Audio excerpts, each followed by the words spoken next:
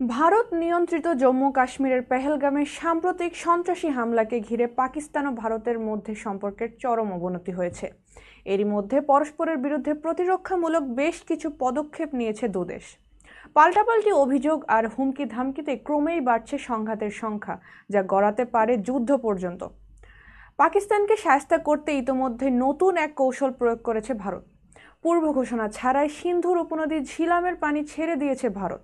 এতে করে মাঝারি ধরনের বন্যার কবলে পড়েছে পাকিস্তান নিয়ন্ত্রিত আজাদ কাশ্মীরের একাংশ।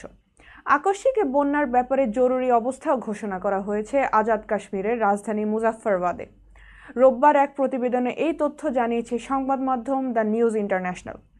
সংবাদ মাধ্যমটি বলছে, পাকিস্তানকে কোনো ধরনের পূর্ব সংকেত না দিয়েই মুজাফফরবাদের হাতিয়ানবালা এলাকায় ঝিলাম নদীতে অতিরিক্ত পানি ছেড়েছে ভারত। এই হঠাৎ পানি প্রবাহের কারণে জরুরি ভিত্তিতে পানির জরুরি অবস্থা ঘোষণা করেছে মুজাফফরবাদ প্রশাসন। বিবৃতিতে মুজাফফরবাদ প্রশাসনের মুখপাত্র বলেছেন, ঝিলাম নদীতে ভারত স্বাভাবিকের চেয়ে বেশি পানি ছাড়াই মাঝারি বন্যার সৃষ্টি হয়েছে। এ প্রেক্ষিতে সেখানকার বাসিন্দাদের সতর্ক থাকতে নির্দেশনা দেওয়া হয়েছে। বিশেষজ্ঞরা বলছেন, কোনো ধরনের আগাম নোটিশ ছাড়া পানি ছেড়ে দেওয়া আন্তর্জাতিক আইন এবং দুই দেশের মধ্যে নদী ব্যবস্থাপনা বিষয়ক চুক্তির সুস্পষ্ট লঙ্ঘন। ভারতের এই আচরণ পাকিস্তানের জনগণের জীবন ও সম্পদের উপর সরাসরি হুমকি তৈরি করেছে এবং তাদের বৈরতার আরেকটি উদাহরণও প্রকাশ করেছে।